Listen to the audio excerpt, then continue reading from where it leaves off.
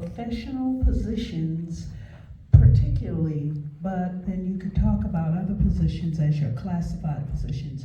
What would you tell this audience if they're interested in becoming a part of a higher ed community, what they would need to do in preparation for that? President French, he leaned over and looked at me because we have history. We were in the PhD program at Jackson State together. And we also created a leadership institute that's designed to strengthen the pipeline for leadership at HBCUs. It's called the Higher Education Leadership Foundation. And in May, it will be, May of 25 will be 10 years.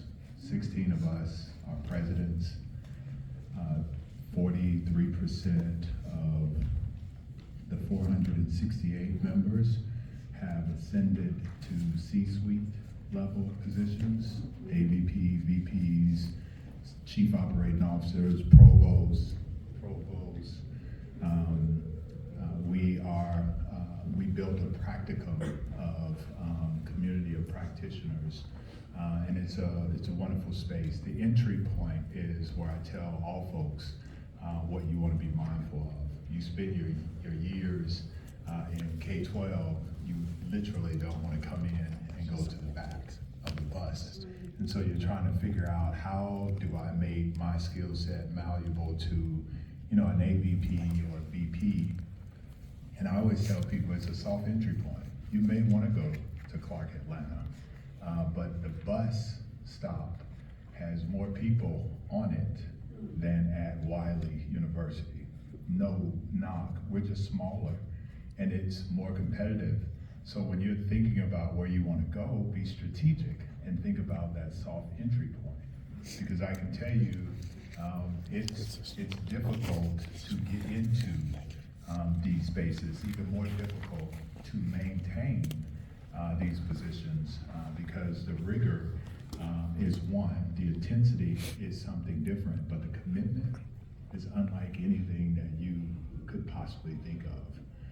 So I always tell people that the soft entry point is what you want to look at, and you want to think about your skill set and where is that malleable on the chessboard to take all the incredible skills that you've learned and be able to apply them without having to go to the back of the bus. I would say that for anyone interested in coming into this space, know your why.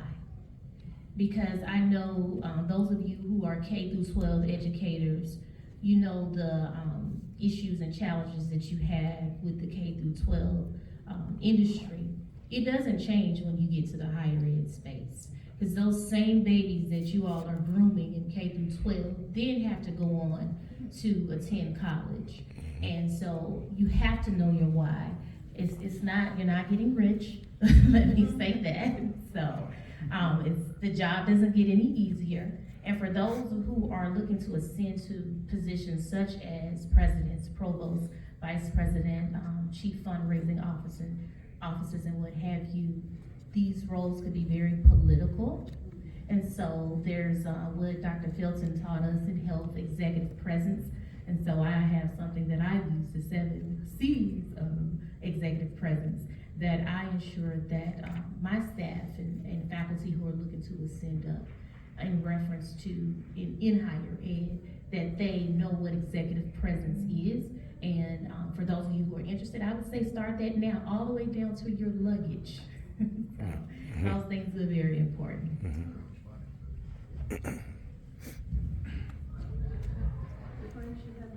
Dr. Turner wanted to add something.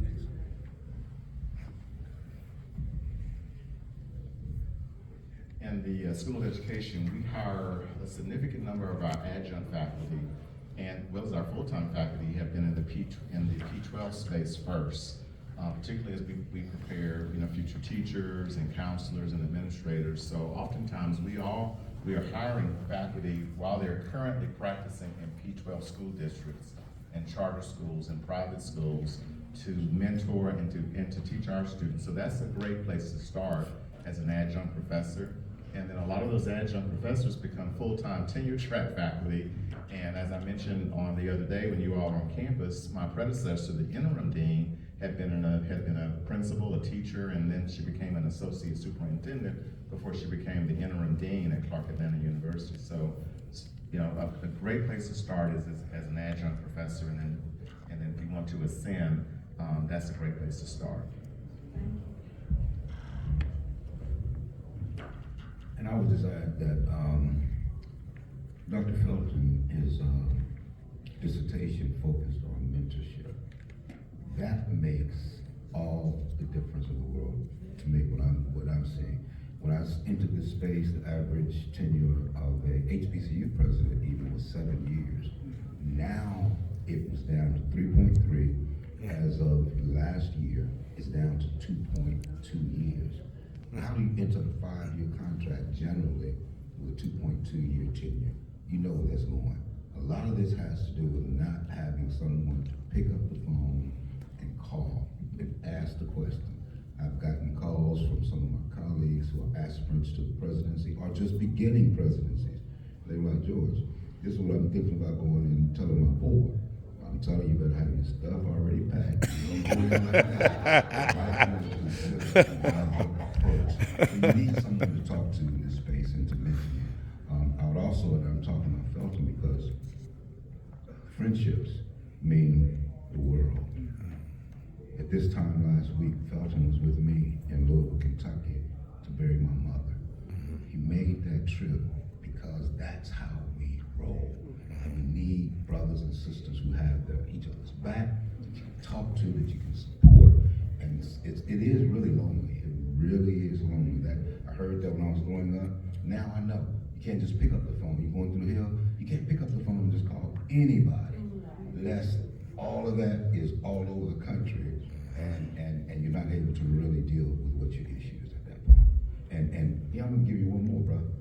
So this is his second presidency as well as mine. So you were President Wilberforce first. I was President Miles. These scalable skills are very important. That's one of the things that help speaks to differentiating universities. You can't go in saying, I'm going to be a transformational leader, transactional leader. You might want to be situational, go in there and see what the situation is, and then decide, if I go to Harvard tomorrow, I don't need to go to transform Harvard. I just need to go and just keep it in the road.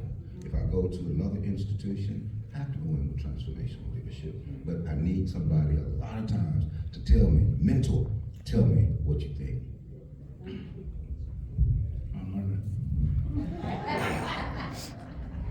What an awesome question, huh? You all were fired up about that one. I came from P12, superintendent, retired, and South Carolina State recruited me. I'm an associate professor.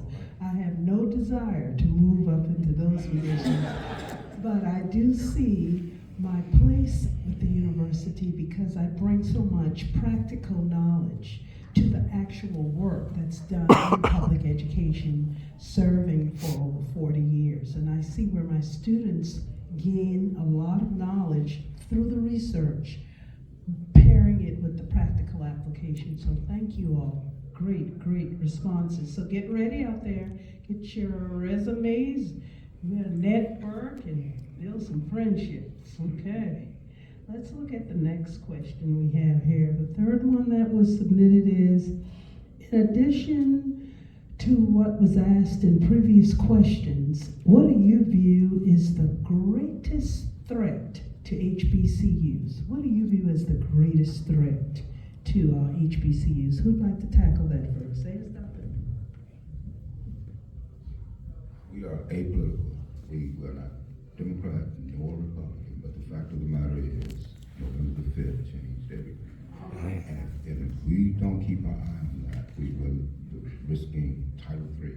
For my institution, that would be devastating to lose Title III. Some of the decisions, the disbandment of the Department of Education and send it back down to the states, what protected us, we as African Americans in HBCUs, when there was federal intervention and things had to be taken out of the hands of the state. we're heading back in that direction. So we need to continue to look at our funding. We need to continue to look at the fact that DEI is being totally dismantled, and it started with the Supreme Court decision on affirmative action. Just like May 17, 1954, it started with the Brown versus Board of Education, but it bled into every area of our lives. And that's where we're going now. So we have to be prepared. Keep our eye on Project 2025, read it, summarize it, understand what it, and you see that one of the authors of Project 2025 was just appointed, so he's going to be around. So we have to keep our eye on the potential threats that are coming out of Washington. I think also, in addition to Project 2025, the American First Plan, you may want to take a look at that. It's a much more demure version of Project 2025, which makes it more palatable for people to slip it in. So you need to be very careful there. There's some other threats though. There's a poet, a Chartreuse poet, who said that we have found the enemy and it is us. Pogo. It's us. Our alums, we need to fund our institutions at levels that are unseen. We also need to understand that the state legislature for the privates, the publics, people always in our space wanted to go to the publics as opposed to the privates. We've been telling them private is where it's at. The ability to maneuver and do so many more things. But what we're seeing is each one of our state institutions that are HBCUs have been underfunded for decades. And Jackson State was the first to really